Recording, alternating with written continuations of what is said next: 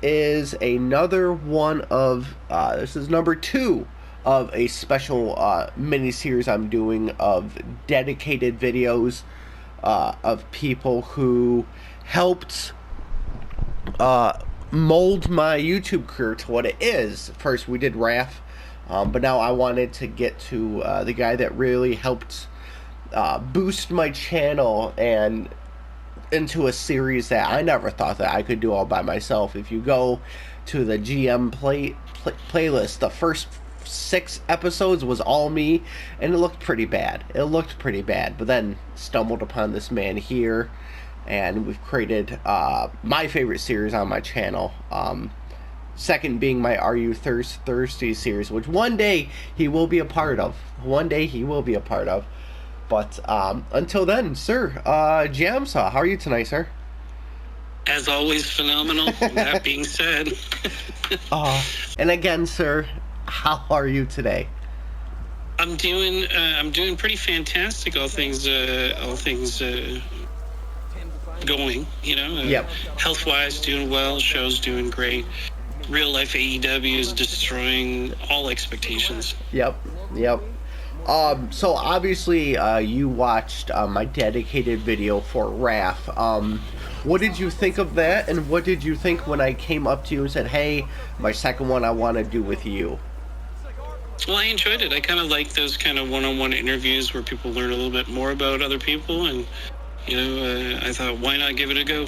Awesome. So, yeah, if you're ready, we'll get it started. I'll ask semi the same questions that I did him, but I'll put a little twist on it because it's somebody different, and I don't want to do the same questions back to back. But I will ask the same opening question, which is, what is your history with gaming, and what got you into recording with YouTube and Twitch and all that? Well, I've been involved in gaming almost my entire life. I mean, when I was a kid, we had an Atari, then a Nintendo, then a Super Nintendo. I kind of stopped in high school for a while, and I did more like board games and role-playing games and card games for a while. Social with people instead of just on a console or a computer.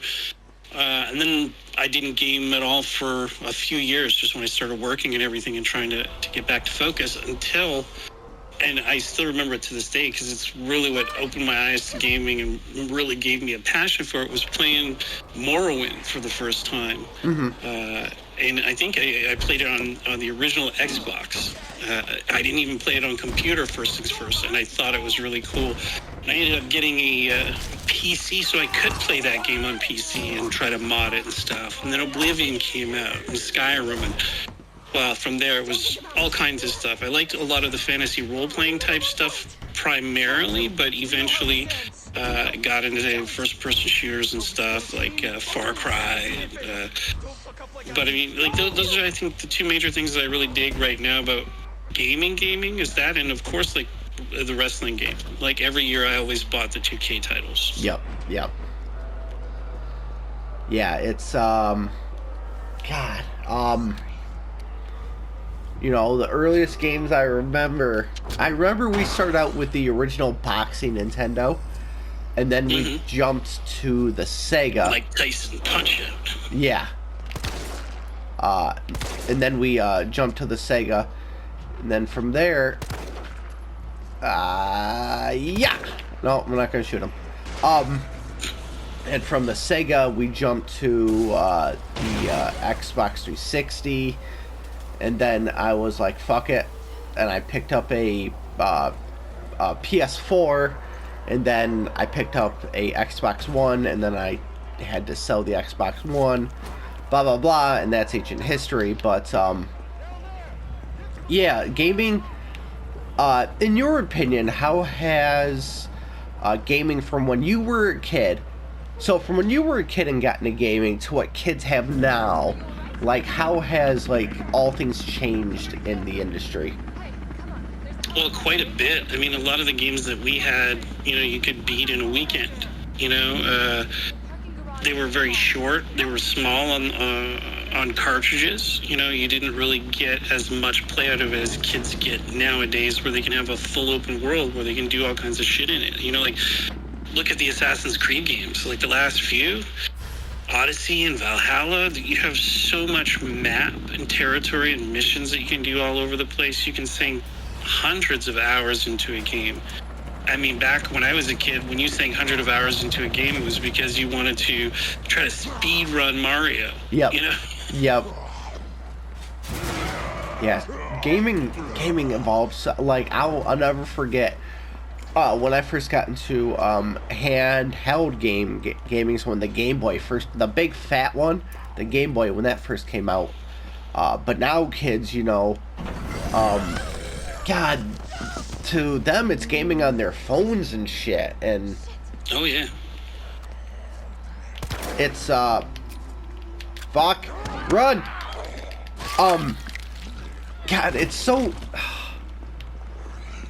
I'm just glad kids aren't exposed to the gaming that we had, where they were like, gaming corrupts kids. Like when Mortal Kombat first came out in your generation, when that first came out, they were like, "Oh, Grand Theft Auto." Yes, and people were like, "Oh, that's gonna fuck our kids up." Blah blah blah. Now kids don't have to do it because, you know, parents just don't give a shit, and they just buy their kids wherever they want. But you as a but kids are like, "Nah, man, it's fine.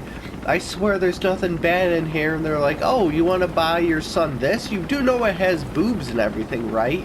And they're like, "What? He said this was a racing game."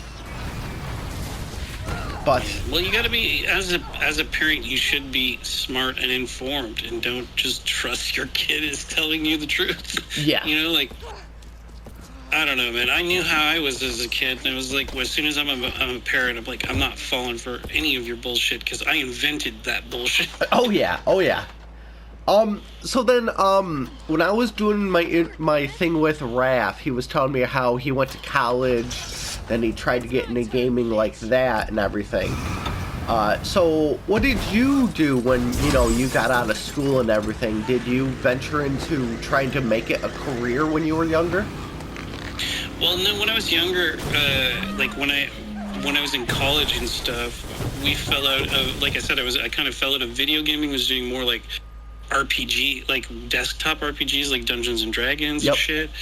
And of course, like, it was college, so a lot of drinking, you know, so a lot of drinking games, so not quite video games, but you know, had a lot of fun doing that. But when I got out of school, I thought that I would be doing music, because back when I was younger, I would play guitar and sing, and I had a couple buddies that we would jam with all the time. But that's all it ever ended up being, was like an excuse for us to get fucked up and play music. It wasn't even a real band or any real career got out of it. So, like any kind of musician, I was working in a restaurant, you know, to help pay for the bills. And it was an evening restaurant, so my wife was up all day and I was up all night. And it was tough on us for a while.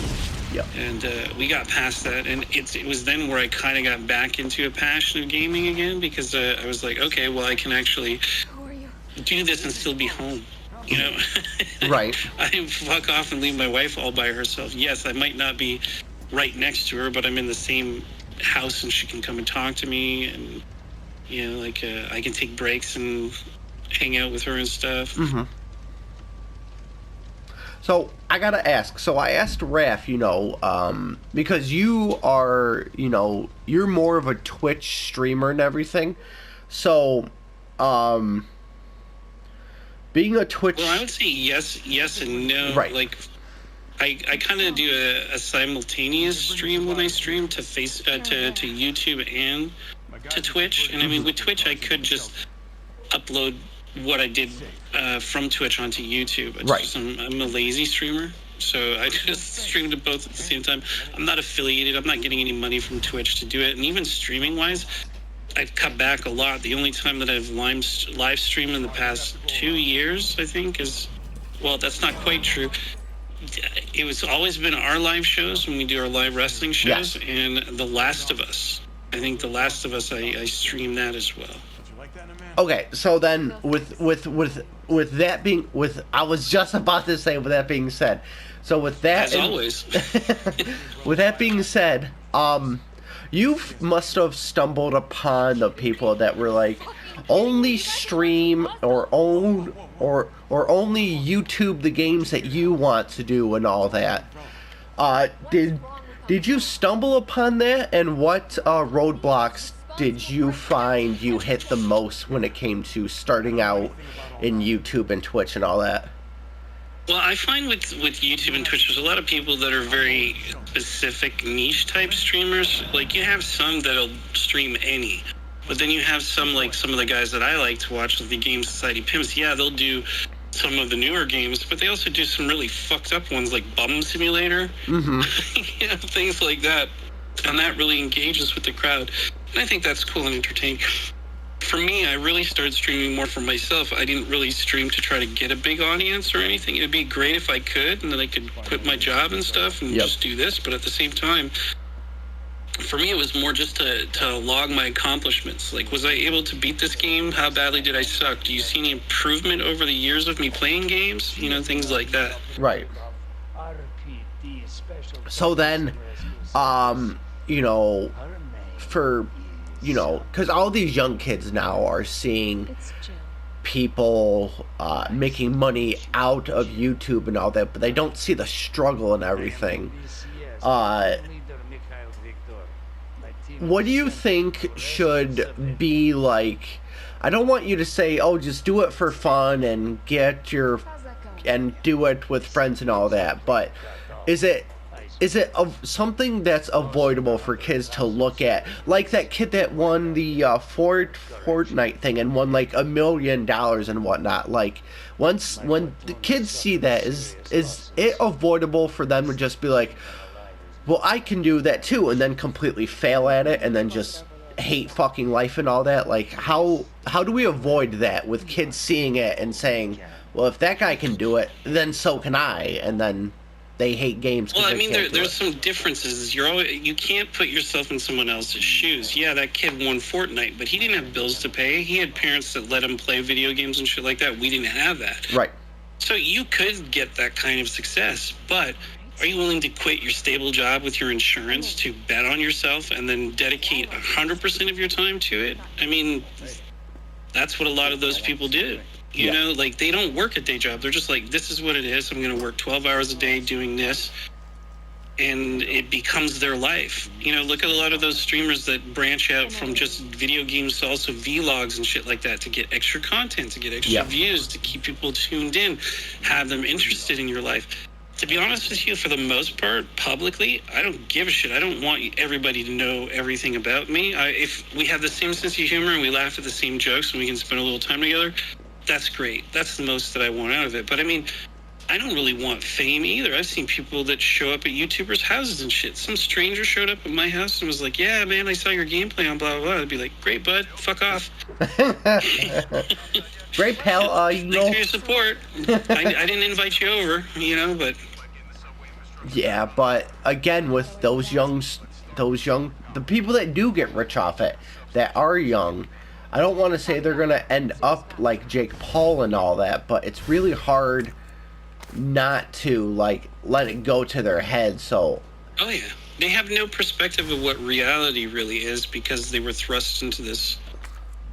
You know, it's like I have a feeling like one of the most popular YouTubers at one point was some kid who opens toys, Ryan's Toy Unboxing or something like that. Yeah, yep. That kid, like, doesn't really have to work, and if his parents are smart, they've just banked that money away so he can go to school and follow a dream and not just automatically have access to those funds. You know, there should be some sort of like thing, like, if you're 40 and you haven't figured your shit out, then you get all your money. Right. Give them the opportunity to learn. You can use some of the funds from this to push your dreams, like going to school or investing in a studio if you want to do something like that. But you don't get to just, like, blow through all that fucking money doing stupid YouTuber shit. No. You know?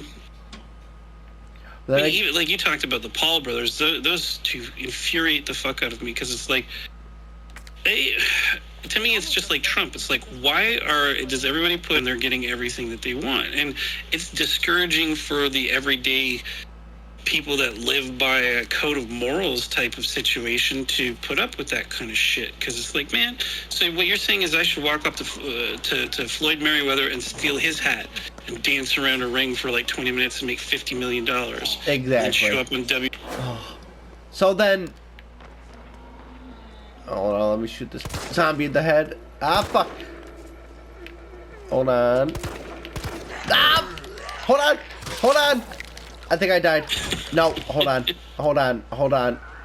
Hold on, JamSaw. We gotta do this together. We gotta do this together, JamSaw. Hold on.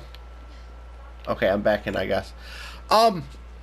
So then, with you doing it as, so going back to your Twitch and your YouTube and everything, with you not really making it a career, we all hope that, you know, one day we can get popular enough to leave our jobs and all that. I mean, don't get me wrong. I love my job too, and I like what I do, and I'm finally like making enough money doing it, and I feel comfortable there.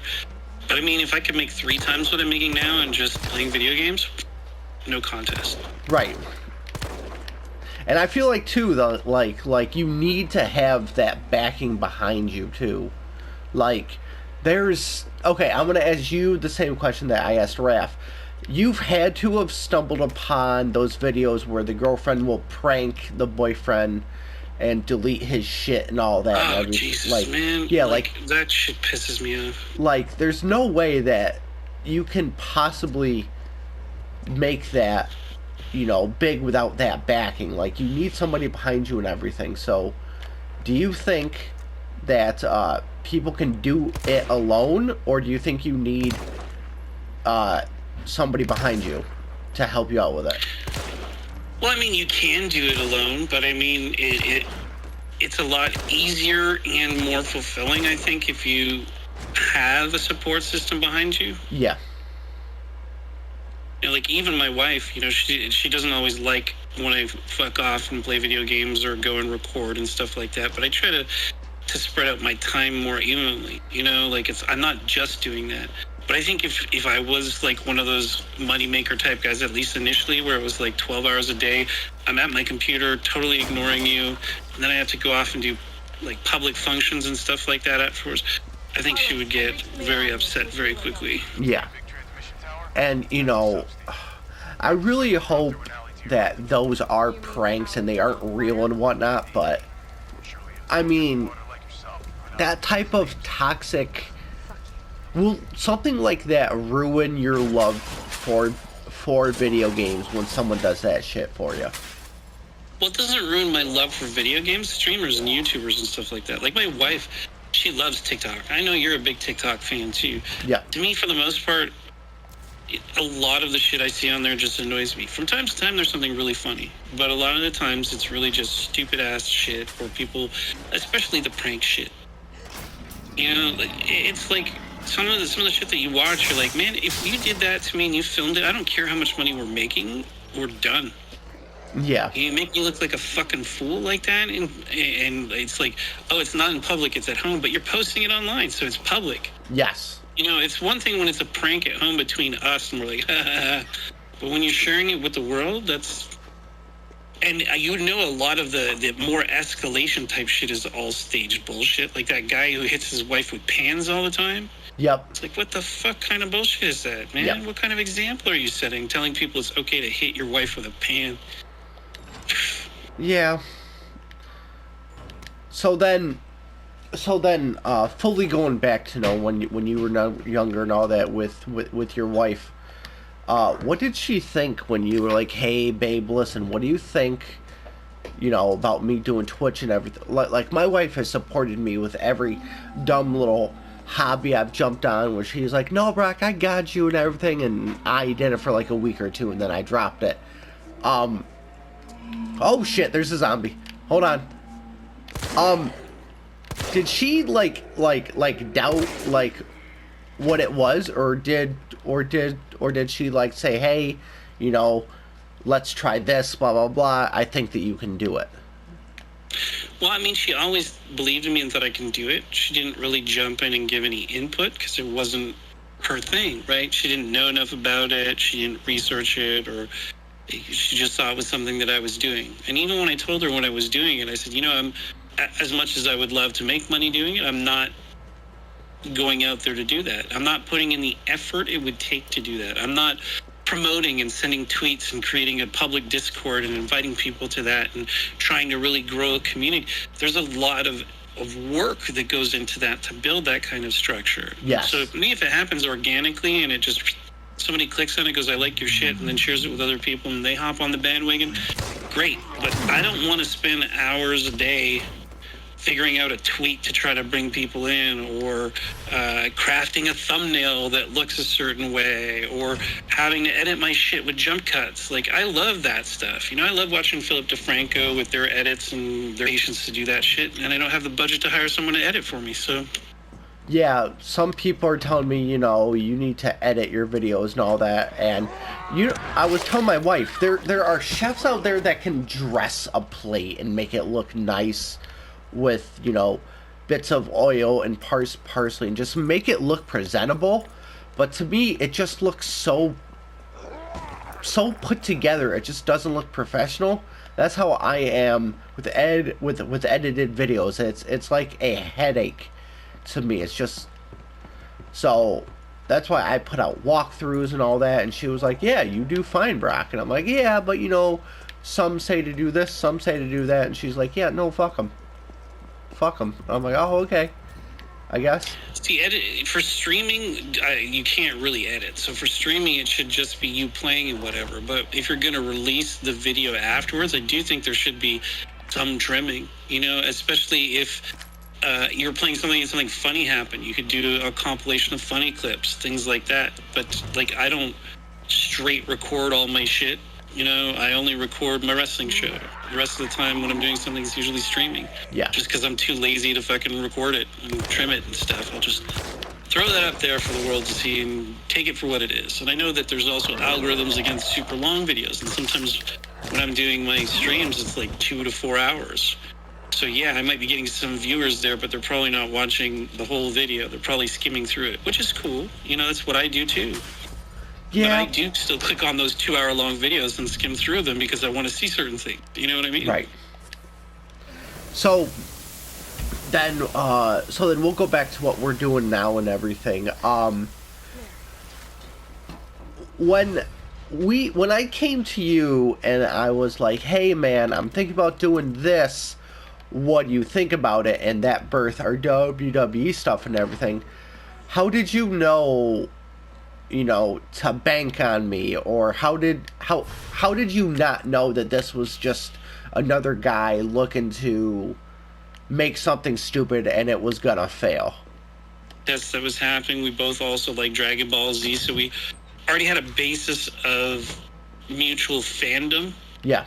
That opened up that doorway, that made it a little easier. And then when you suggested, hey, let's do like a kind of universe mode thing, and I was like, man, that's something I've wanted to do myself, but I never had anybody to do it with, and you were the first. We'll do a full month and see how it goes, and if everything's going well, then we'll continue from there. And it went friggin' fantastic, and here we are over a year, almost 2 years later. Yeah. What the fuck? And I let you hold on to the trophy for the best brands, and you've refused to give it back for almost 2 years now. Let me. Yeah, you let me, all right. I did. I said, hey, listen, I have potential here, but you know what? Let's hold back a little bit. And then, but yeah, so, sir, I feel like I talk to you every single day, so I feel like there's nothing new for us to discuss, so, we'll cut this video short after this next question I want to ask you. With the amount of games we know that is coming out in the future and everything, what do you want for the future of your channel to look like, and what projects do you have in mind that you're thinking of starting? Well, I mean, it really depends on 2K. I would like for 2K22 to be a decent game that we could go ahead and use to continue to grow our universe brand. So Solo-wise, the only things that I really have that I'm super looking forward to is this month Deathloop's coming out. So I'm probably going to play that. I don't know if I'm going to stream it. I might, but I might just play it. Then there's Far Cry 6. I might just play that one too, because the last time I streamed it, I didn't really get a lot of views or anything, but it's a really good game. And then there's Dying Light 2 in December. So I have a couple sequels and a brand new game in my near future horizon. Oh, that sounds... So, is there going to be a game series you're going to love more than what you did for The Last of Us the Last of Us series? Well, it really depends. I can't think of anything that's coming out now. If they did a Last of Us 3, for sure I would jump in on that.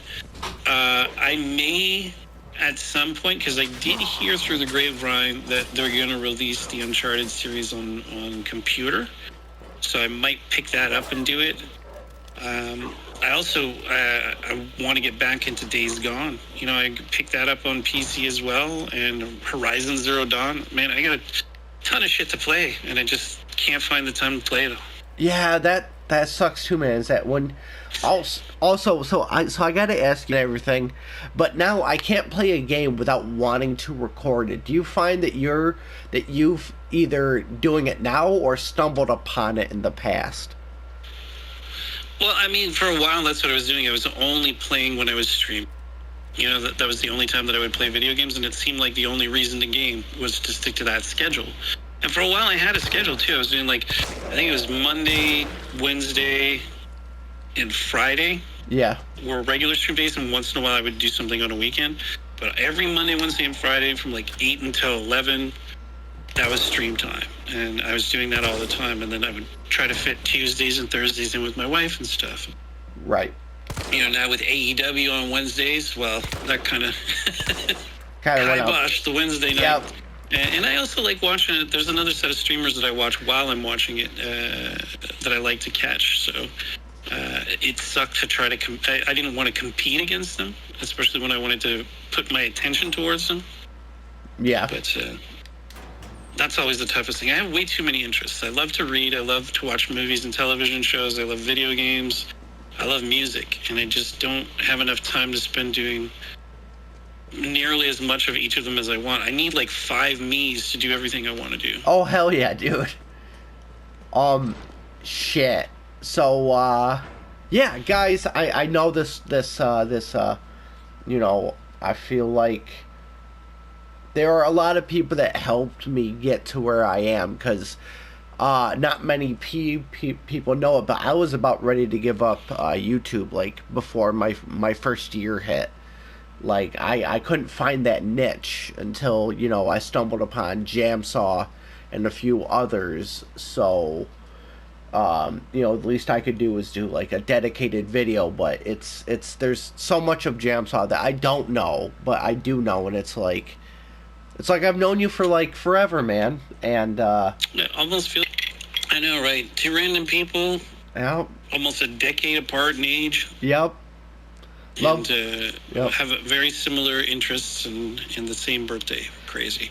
Same. Oh, God. But, yeah, guys, again, JamSaw is 90% of my YouTube channel. He's always in my WWE playlist, whether on commentary or, like, giving me some input. Without this man, ECW would have... Listen, it failed by itself, but without this man, it would have failed. It would have failed a lot quicker if not for this. Oh, my God. Like, hey, like, I would call this man at, like, 12 and, like, hey, I need you for like, a quick second, and he is thinking, you know, I drove my car right into a ditch or whatever, and it's like, no. So what do you think about this? Jeff Hardy versus Matt Hardy. Like, what do you think about this? And he's like, we'll talk about it tomorrow. I'm, okay. But, no, this man's helped out with a lot of things, so I'm happy that, you know, you allowed me to do this video with you. And, yeah, it's just an everyday thing with this man, so I was shocked that he was like, yeah, man, let's fucking run it. I'm like, are you sure? Yeah, man, we'll fucking do it. Well, like I said, like it was stuff that I've always thought about and considered doing on my own. I just didn't ever feel like a solo show would be any good. You need to have at least a second person, Yeah. you know, to help bounce shit off of. Otherwise, it's just you babbling all the time. That'll get boring fast. Oh, yeah. But, shit, guys. Yeah, we'll end it here. He'll be on SmackDown. We're recording it later.